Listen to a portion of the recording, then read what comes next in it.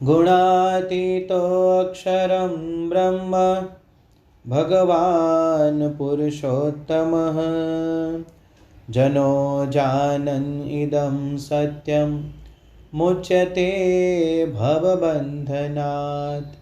श्री स्वामिनारायण भगवाननी जय। अक्षर पुरुषोत्तम महाराजनी जय। गुणातीतानंद स्वामी महाराजनी जय। भगत जी महाराजनी जय। शास्त्री जी महाराजनी जय। योगी जी महाराजनी जय। प्रमुख स्वामी महाराजनी जय। महंत स्वामी महाराजनी जय। सूरत अक्षरधाम महोत्सवनी जय। कार्यकर सुवर्ण महोत्सवनी जय। स्वामीनी वात प्रकरण 1 25મી વાત। स्वामीनारायण हरे स्वामीनारायण हरे। मूळ अक्षर ब्रह्म गुणातीतानंद स्वामीए વાત કરી જે જેટલું કાંઈ માયામય સુખ છે તે સર્વે દુઃખ વિનાનું હોય નહીં એ વાત પણ જાણી રાખવી। અક્ષર બ્રહ્મ ગુણાતીતાનંદ સ્વામીની વાતો બ્રહ્મસૂત્ર જેવી છે।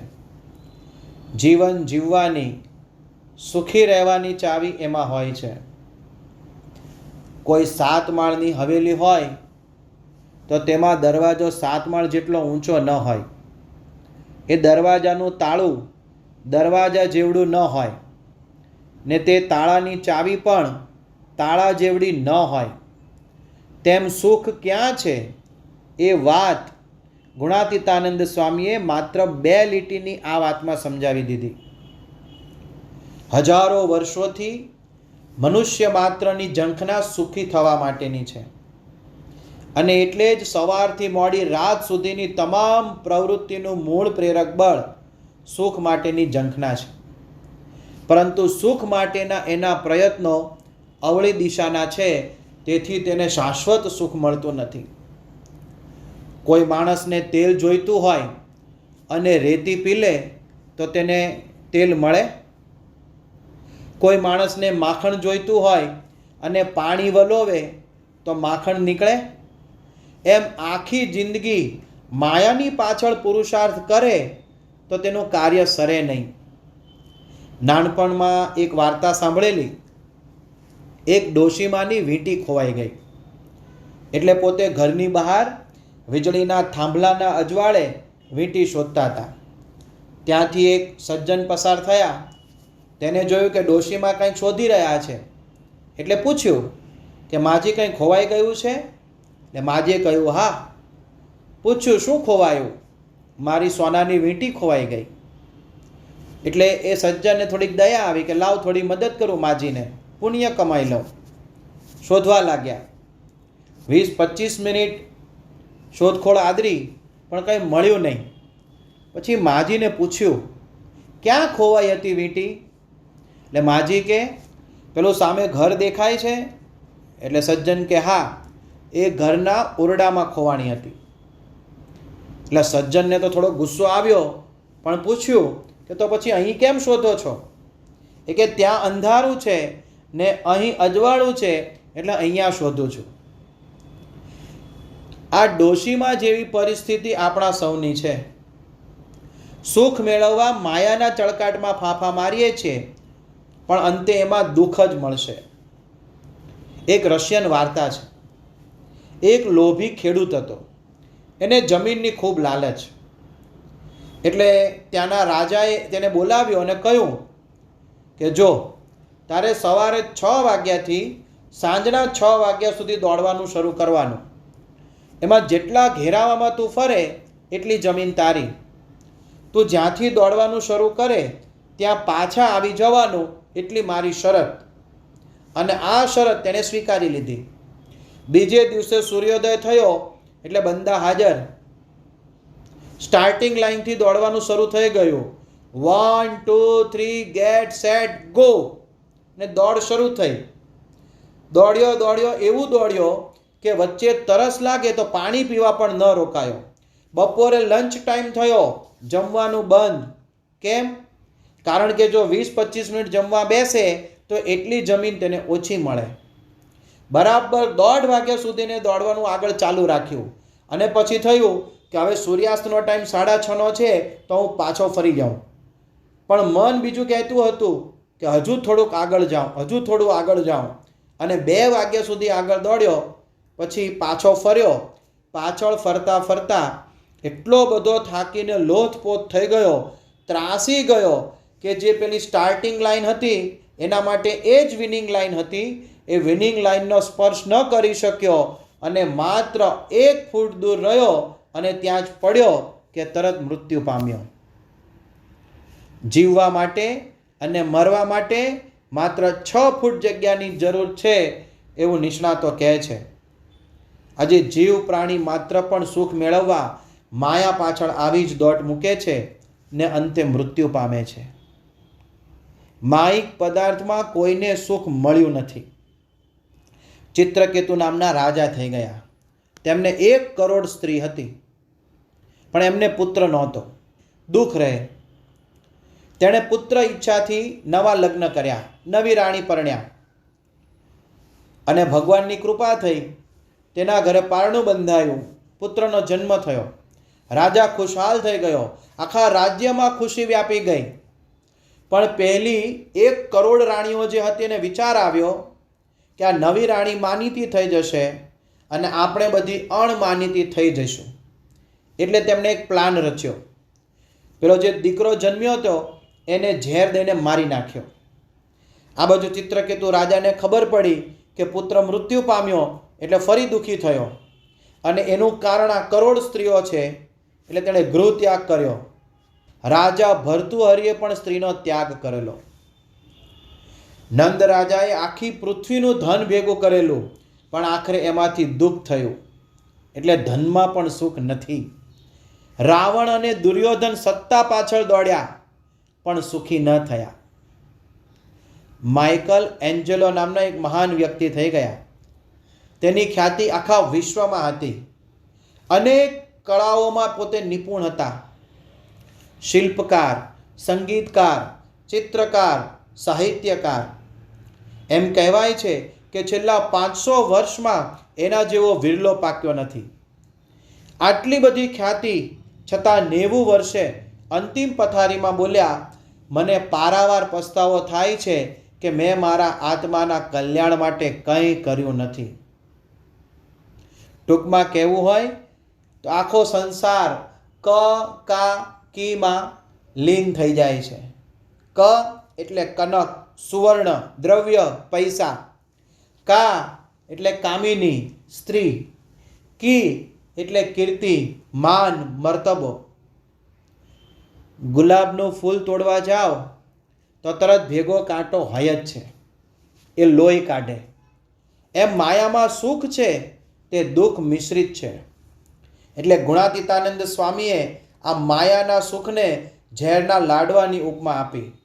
ગુણાતીતાનંદ સ્વામીએ કહ્યું, ઝેરના લાડવા ખાતા સારા લાગે પણ પાછળથી ગળું ઝાલે, એવું વિષય સુખ છે.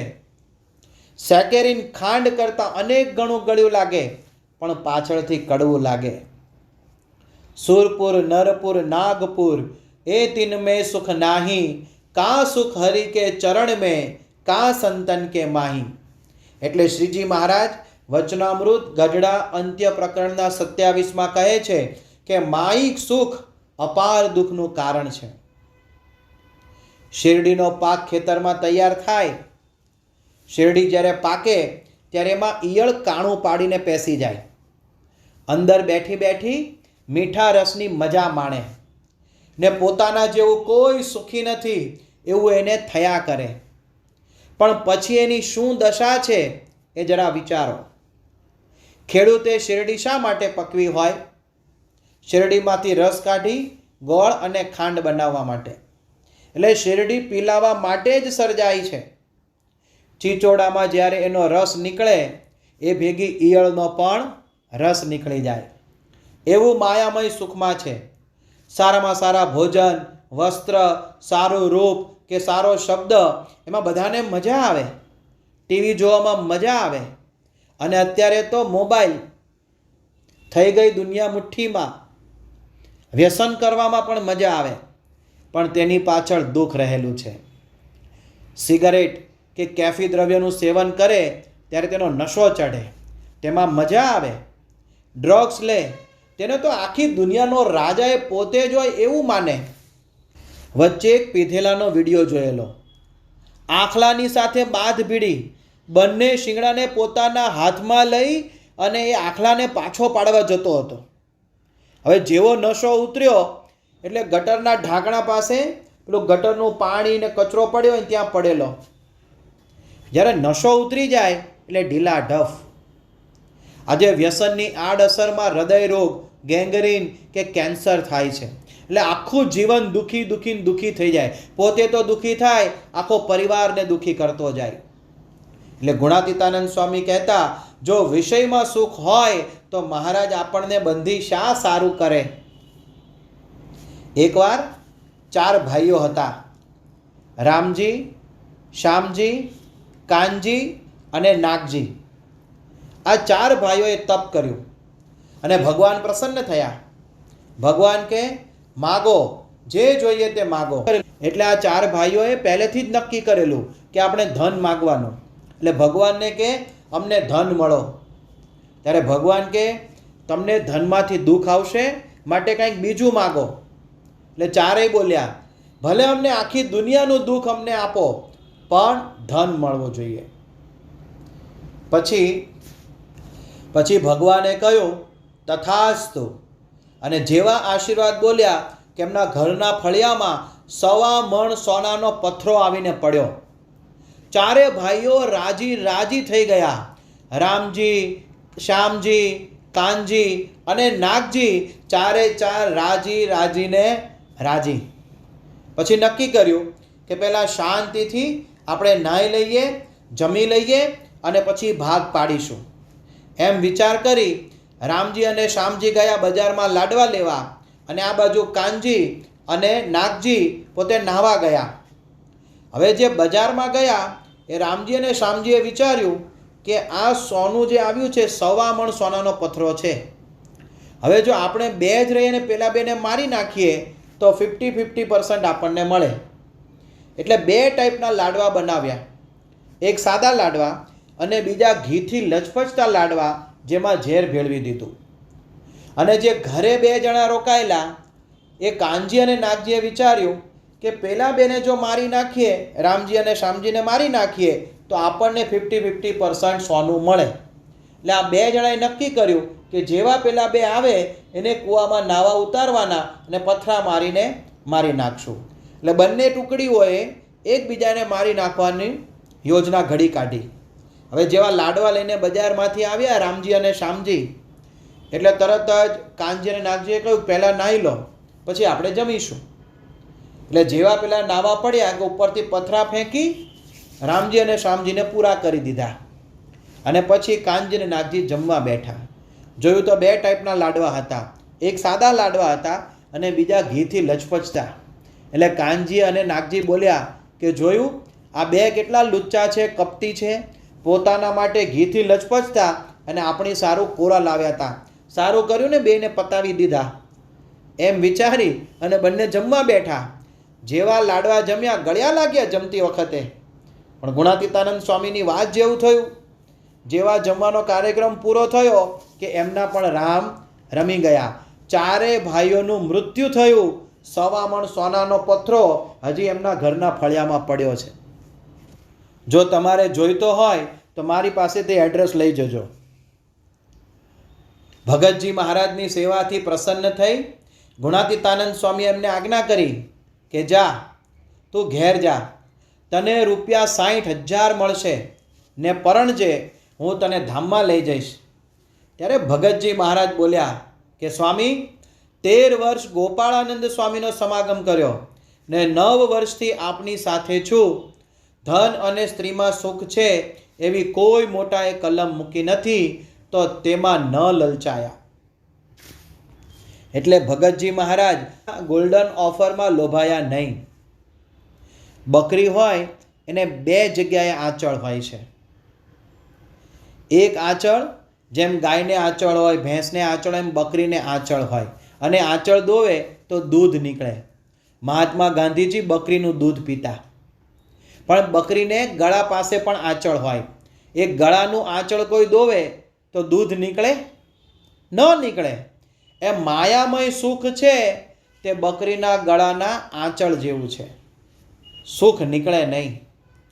પડછાયો હોય તેને ક્યારેય પકડી ન શકાય, તેમ વિષયોનો પણ અંત આવે એવો નથી.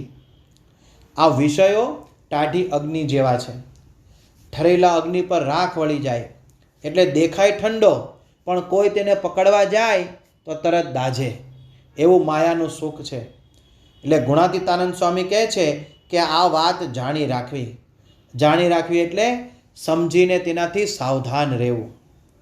સાપ કરડે તો મરી જવાય, આ આપણે જાણી રાખ્યું છે. તો સ્વપ્નમાં પણ સાપ નીકળે, દેખાય એટલે સ્વપ્નમાં પણ આપણે દોડવા માંડીએ છીએ. સાપને સોડમાં લઈને સૂતા નથી.